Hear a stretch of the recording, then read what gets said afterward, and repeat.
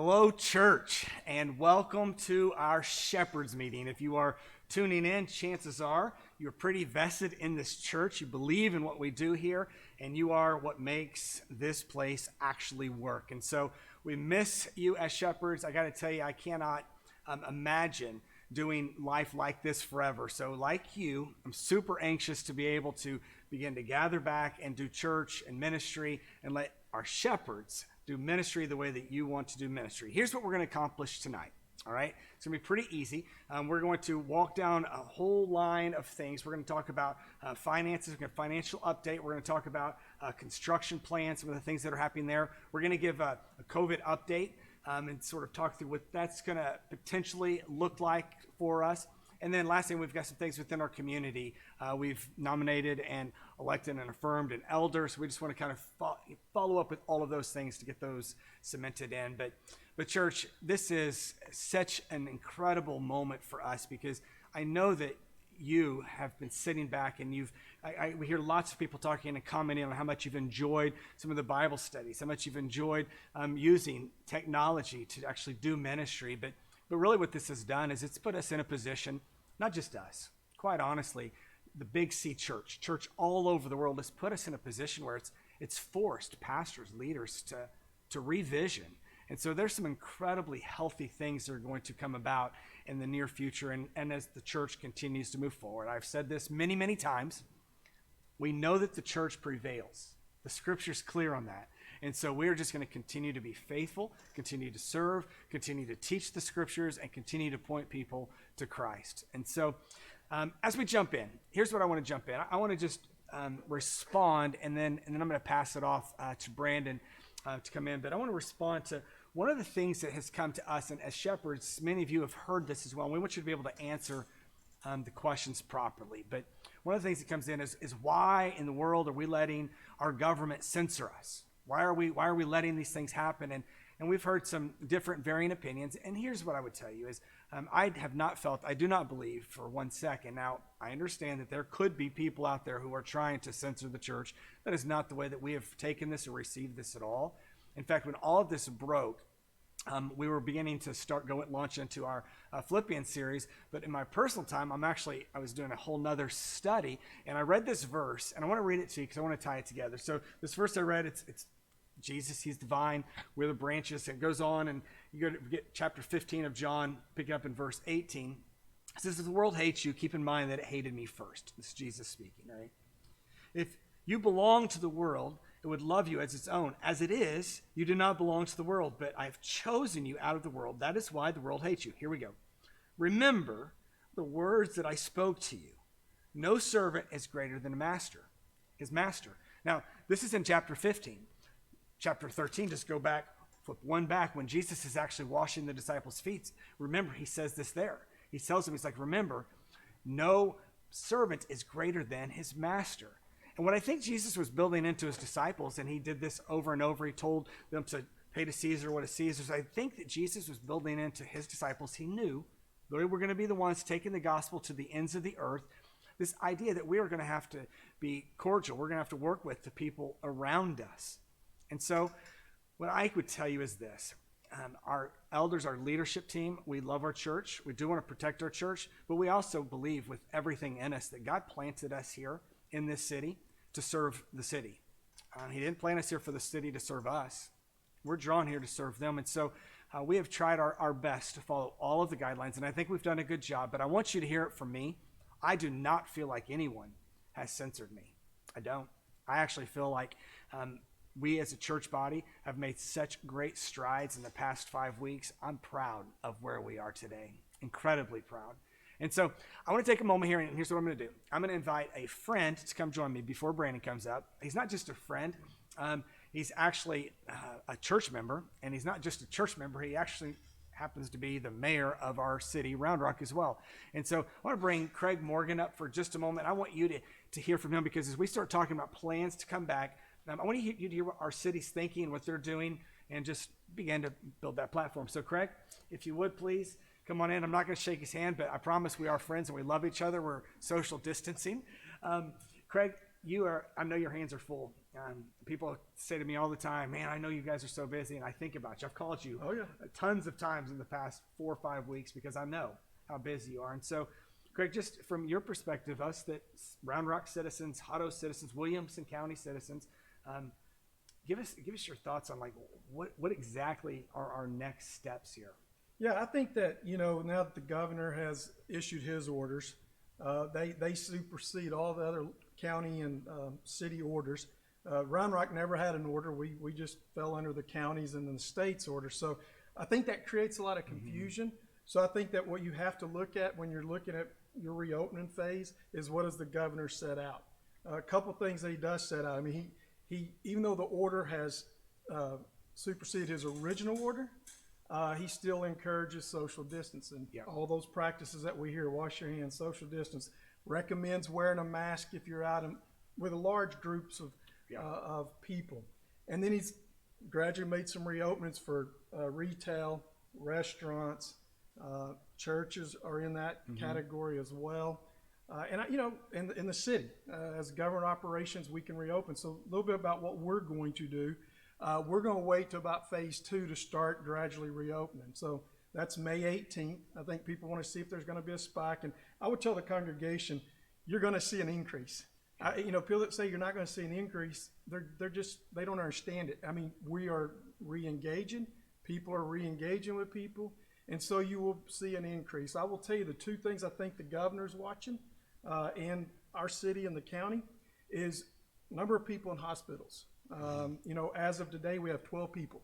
Out of the over 300 cases, we have 12 people in hospitalization. And the whole stay-at-home orders were to create capacity in our hospital system. And they've done it, and they've almost done it at the risk of killing hospitals. Yeah, it's been too good. Right. Been too good. And so under the governor's plan, each hospital has to maintain 15% for COVID patients. And so that's one thing you need to look at. The other thing you need to look at is onset of symptoms. When did they come on? When did they can track that through their contact tracing? And I'll give you an example. So I guess last Friday we had about a number 30 increase beside the nursing home. This was the Friday before the nursing home where they had the outbreak. We had 30. And, we were like, well, where'd that come from, And so when you went back and looked, some of the private labs had not sent the test, and they were from March. So 24 of the 30 were already out of, recovered. And so there's two things the Williamson Central Health District puts on their Facebook page or their website about noon every day. And it has deaths, cases, hospitalizations, and then there's a graph of the onset of symptoms. And you see that graph do this, and so that's how we're going to, I think, as I told you earlier, I said, church and the city's kind of in a lot of ways alike because we have a lot of people that congregate at our facilities. I think, as I told someone the other day, I think you got to do what's best for the congregation, which may be different than what another congregation's doing. I think there's some guidelines that have been set out from the governor's office to the AG of how you ought to do it, to do social distancing. And we know that the over 65 crowd and people with compromised immune systems and compromising issues, those are the ones that are at the highest risk. And in Texas, I think 75% of the deaths are people over 65. And, and people have different risk levels, right? Some people, really fear getting out in this stuff. And then there's others that don't fear it. And neither one of them are wrong. That's what's so tough about this. There's not, I don't know that there's a right answer from anybody. So it's weird to see. It's really getting really divisive again amongst people. So. I know. Well, here's what I would say, and this is what I would want you to know is when all this first crashed, when everything started going down, you were on my first phone calls. We got on the phone, we talked about what you thought, how this was going to spin, and we worked our plan through that same way. Right now, as we're putting our plan back together, before we make a decision to step back into action, because it's not going to be full force. We know that, obviously, but whatever plan we put together, we'll run that up your flagpole as well, just to make sure that, again, as someone who leads our city, we want to honor our city, but we do believe that God has something really great in store for us. And so, Greg, what I would ask you again, you got the servants of servants from our church in front of you. How can we be praying for you? I think more than anything, just pray for our city and pray for all our citizens. I mean, there's been a lot of heartache. When all this happened, people asked me what we could do. And there was two things the city focused on: our individual citizens, that have lost jobs, having trouble paying rent, utilities. So we made a couple contributions to the Round Rock Servant Center. You did an incredible job, though, starting up just really putting together an organization that raised funds for small businesses. Right, and we did that. I applaud you for that, because that was really cool. I appreciate that, and small business is the backbone of our community. But as people are coming back together, the thing I don't like seeing is, it's getting partisan again. Yeah. Right. Even more so. I can't believe a pandemic now is a partisan issue. Yeah. But just seeing neighbors. I mean, I've watched on Facebook people just attacking each other that are friends that are. I mean, they're like, and I try to stay off of that. And so I just think, that's what we need. Just prayer for comfort for everybody to do what's best for them. Yeah, we're going to pray that. We're going to pray unity. We're going to pray for you to have wisdom. We're going to pray for our city, but we will pray for our neighbors. We will love our neighbors, and no arguing on Facebook. All right, church? But hey, thank you so much, because again, really what I wanted our leaders to see your face, because as we put this plan together, I wanted you guys to know that we're going to work together with our shepherds, some of our leaders, our elders, and of course, we'll be working within the city and the state guidelines as well to make sure that we come back together at the proper time, in the proper way. And so in order to make sure we do that, though, I assure you, you don't want me dealing with the details of how that's going to happen. You do want Brandon dealing with that. And so I'm going to let Brandon come take over, and he will walk us through what the next steps somewhat are going to look like. There's still a few things hovering that we will make decisions on, and then over the next week, we'll be communicating out. But Craig, thank you so much. Thank you all. And Brandon, come give us some details, brother. Thank you, guys. All right. It's so important and valuable for us to love one another and to work together right now. Now, COVID, right? Like every time I turn on the news, any social media, it seems like everywhere that you look, there's always information about COVID. So I'm so excited to be the one that shares our COVID update with you and to just add to that as much as possible. But I'll tell you this, COVID has not stopped ministry. God is continuing to move and work in powerful, powerful ways. Let me just run some numbers by you. Our weekend services have typically run for anywhere from 600 to 800 people on our YouTube live, sitting down, watching this. And so that's unique view. So that doesn't count how many people are in the houses or anything like that.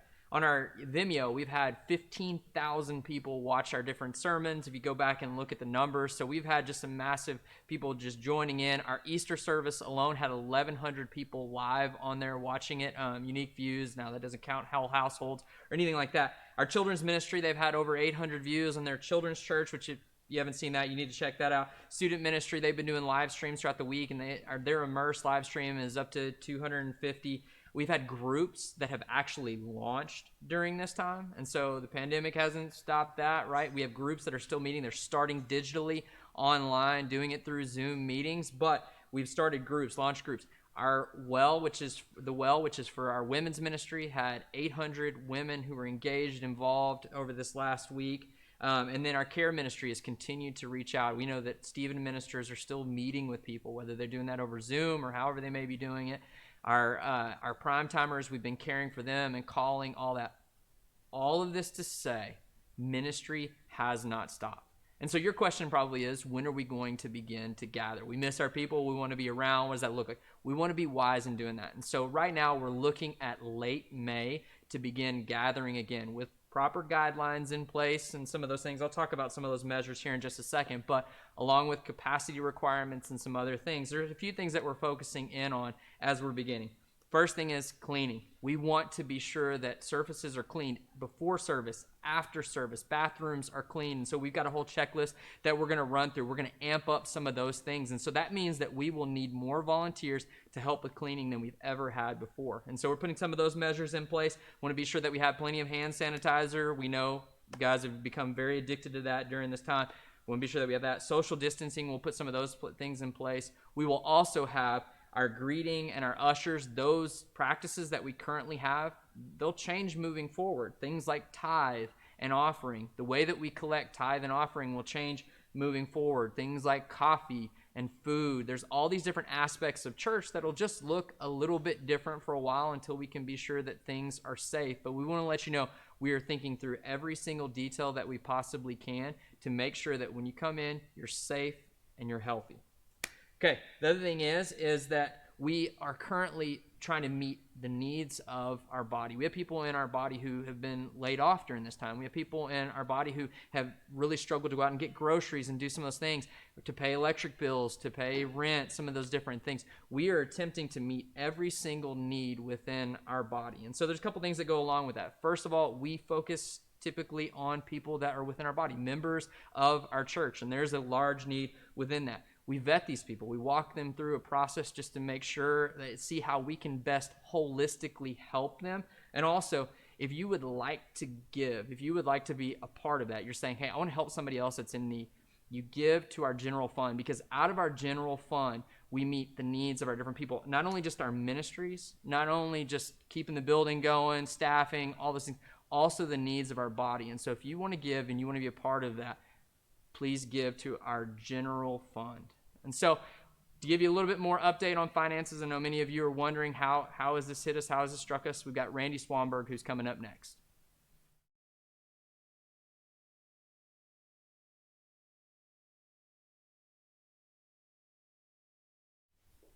Hey everybody, as Brandon said, I'm going to give you a quick update on the finances. It's kind of hard to believe that we're 8 months into our current fiscal year.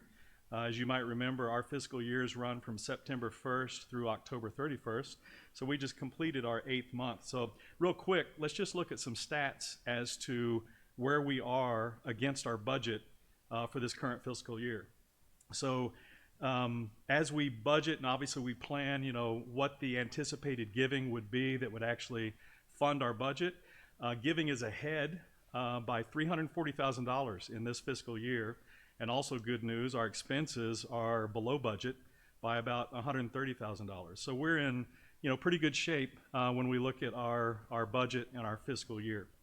Now obviously these are unprecedented times, and for the last 7 to 8 weeks we haven't been able to meet in person. We've obviously been doing online church. So an obvious question would be, but what has the impact been over the last 7 weeks or so? So let's take a look at that real quick. So since the crisis began and we had to go to an online service only, giving has actually been ahead of budget during that period by $57,000. And that's, we're all kind of just astounded. That's phenomenal. You've remained faithful in your giving, and we appreciate that. You also probably saw in the news many weeks ago lots of, between the stimulus package discussions, there was also a CARES Act that the government approved to provide relief funding for small businesses. Now, when this was all breaking and going down, we didn't know what to expect. We didn't really know what the impact would be, especially as our members and our congregation potentially started to feel the impacts, the economic impacts of what's in front of us.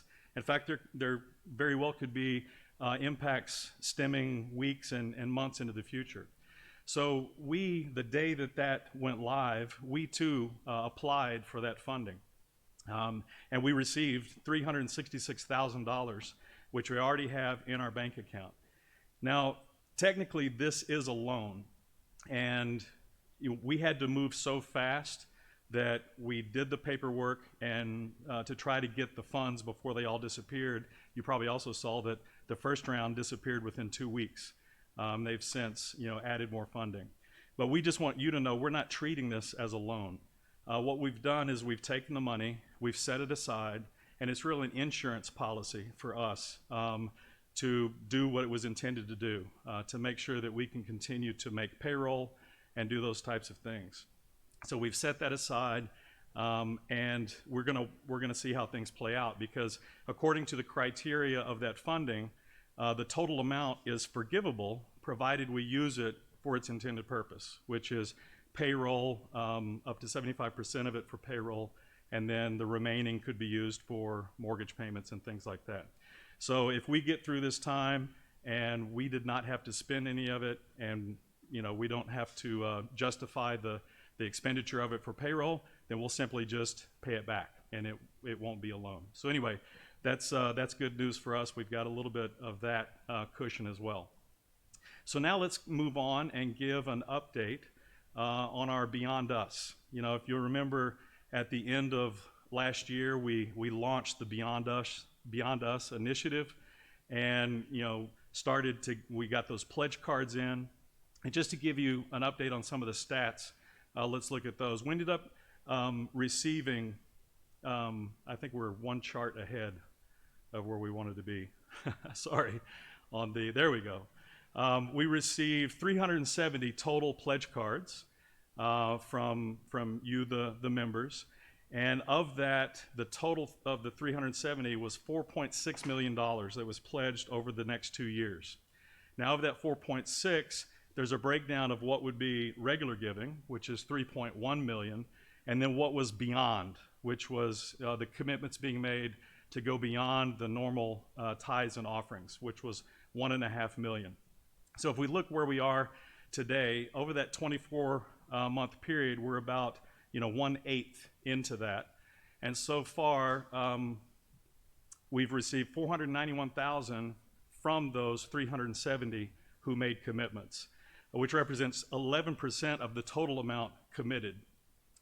If we map that out on calendar months, not all giving is going to be completely uniform throughout the year, but we are about 84,000 short of where we would be if we were just to chart this as a linear plot. But anyway, we're in good shape on the Beyond Us, and we'll continue to track that through the rest of the year. Lastly, also at the end of last year, you remember we had a fairly significant member vote, and that was in November, and we voted on a couple of key things. One was the sale of our east lot in Round Rock, if we approved selling that lot, and the other was to take a $2.5 million loan to begin construction. So just an update, since a lot of time has passed and we haven't really tied off on all of that, but just to let you know, we did close on the sale of the east lot, so that is a done deal. The total sales price was $1.36 million. The way the deal was structured, we received half of that up front, and we have received that, the $683,000. Over the next 2 years, we're receiving monthly payments kind of as a seller finance for the rest of that the other 50%. So we're receiving about $5,400 a month for the next 2 years, and in March of 2022, we received the balloon payment for the remainder.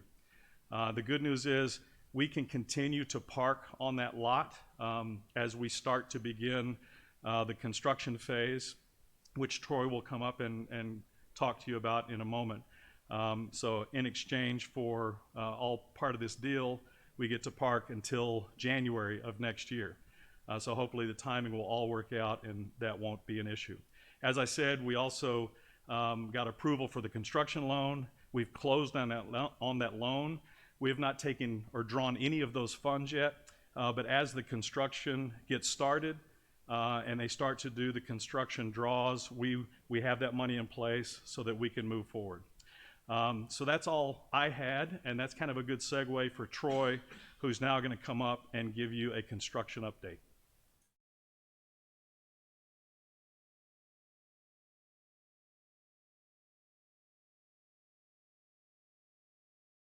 All right, thanks, Randy. And guys, I am not going to say the C word here today. Everybody else has talked about the virus, and I'm not going to talk about the virus. So I get to talk about fun stuff. And here's what's going on. Before I get into the details of the construction activity, I want everybody to know that this is not the first pandemic the church has ever experienced, and it won't be the last. This is not the first crisis or the first piece of persecution or anything else that the church has ever experienced. Through it all, ministry continues. And you heard Brandon talking about it just a few minutes ago. Ministry is continuing. When I'm done here talking about this, Matt's going to come up and going to be talking about how ministry is continuing. Guys, this will pass. Now, I'm no expert. I don't know if it's going to be in a month or 6 months. I don't know when that's going to be. But this will pass, and we will continue to plan for ministry in the future, and the future is upon us. Because of exactly what Randy talked about a few minutes ago, this church body prayerfully came together through the Beyond Us campaign, and we made a decision collectively as a church to build for the future. And that building continues, and it's actually right upon us. And I am absolutely so excited about what this church is going to look like. Not just here at the Round Rock campus, but at the Hutto campus as well. We truly are here to serve the community, as Donnie said a few minutes ago. And right now, even in our our shelter in home or safer in home orders that we're in, what I will tell you is that you and I, every one of us, should be looking for opportunities to minister and to serve the people around us until we can get back together on this campus. And when we do get back together on this campus, things are going to start looking a little bit different. So let me remind you what we're talking about, and then I'll talk to you about exactly what's happening. Let's go to the first slide if you don't mind. So as a reminder, the picture that you see on the right is the view of the long-term view of the Round Rock campus. If you will look at the slide, you will see the bottom half, or the bottom line right there is where the road is, just to the east of the campus. The land that we sold is down below that, so it's no longer our property.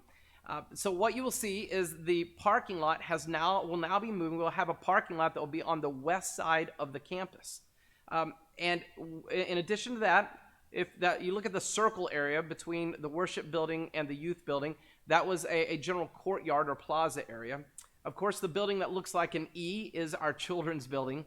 What you'll see is that there is the playground will have moved from right up next to the worship center to the south side, the south end, or the southwest corner of the children's building. And then finally, what you see in the southernmost portion of the campus, you will actually see right there a big building, and that is our new youth building plans. Well, we had to break this into phases. Of course, we have a responsibility to look at the giving that's coming in, look at what the costs are going to continue to be as we get more and more detailed engineering drawings, and we're now ready to begin on phase one. So let's talk about the details of phase one. Phase one is going to have these details right here. First of all, parking and site elements. That will be all of the parking lot that we talked about, all of the utilities required around the entire campus, and there is a lot. As many of you know, we are not yet, we are still on a septic tank for a church this size, on a septic tank. So we are now, that is something that we must do, and all the other utilities that are going to be required. The detention pond that is currently just on the south side of the youth building will now move much further west on the opposite end of the property as well. The plaza, phase one, will have a very reduced plaza area. So that big circle that you see there, we still have plans in the future, but that will be in phase three, and I'll talk about that briefly in a few moments. So really the plaza area now will be a series of sidewalks and grass. It will not be quite as elaborate as what you've seen in the pictures before. And we did that on purpose as we're trying to make sure we prioritize what's most important. You'll also see in phase one, we'll have some worship building awnings that are desperately needed, not just for aesthetics, but every time it rains, we have water that leaks in the doors and some of the windows, and so it's going to protect the worship building from that. We'll be painting the children's building. Generally, the roof, as you know, is very old, so we're doing some work on it to ensure that it has integrity to prevent leaking, and also it'll be painted, as well as painting of the worship building, and I'll show you a picture of that in a moment. Right now, our plan, we got official bids in over the last week, and so they are now in our hands. We'll be reviewing them over the next week, and right now our plan is to begin construction on June of 20. That would be in about 4 to 6 weeks, and we would complete this no later than January 21. Once again, the youth building is not part of that, and I'll come to that in a moment, but just one quick summary here. It's really everything that you see on that slide, and the plaza will be built out just to the end, or just to the south side of where the youth building currently is. That will then take us to phase two. So if you can go to the next slide, this is phase two. Phase two, oh, I'm sorry, I was going to show you a picture. You can go back a slide. A picture of this will be what the church, the building will look like on the outside with some incremental awnings. You'll also see the drive area where people will be able to drop off, and there will be some aesthetic changes as well to the painting of the worship building as well. Okay. Phase two. Phase two will be a youth building, and we are so excited. I am so thrilled with the work that is being done in our youth ministry. We're running, in some cases, 300 or more on Wednesday nights at Immerse when things are blowing and going. We fully expect that we're going to continue to grow our youth ministry here on this campus. We'll continue to grow it in Hutto as well. But phase 2 will be a youth building, our student ministry building here on the south end of the campus. You can see what the building will look like. The cost will be about $2 million. The timing of this, our plans are currently to begin that at the beginning of 2021 as phase 1 comes to a conclusion. Guys, I cannot tell you once again how excited I am. I'm not a big, I'm a people person. I'm not a big fan of quarantine. I'm not a big fan of sitting at home. I truly cannot wait to the opportunity that we get back together. We're going to fill these buildings. We're going to fill these parking lots. I truly believe the church will be stronger in the future. Our church is going to be stronger in the future than what we've ever experienced. And we can do it because we're going to stay aligned to God's will. We're going to teach God's word. We're going to love each other. We're going to serve our community. And because of that, I have no doubt that God will be glorified and we will continue to grow and prosper as a church. I can't wait to be a part of this construction project and this Go Beyond project with you and what we're going to do in the future. With that, I want to give you a little bit more information. We're going to give you a little bit more information of some of the ministry work that's still going on, and Matt Kaleo is going to do that right now for us. Matt?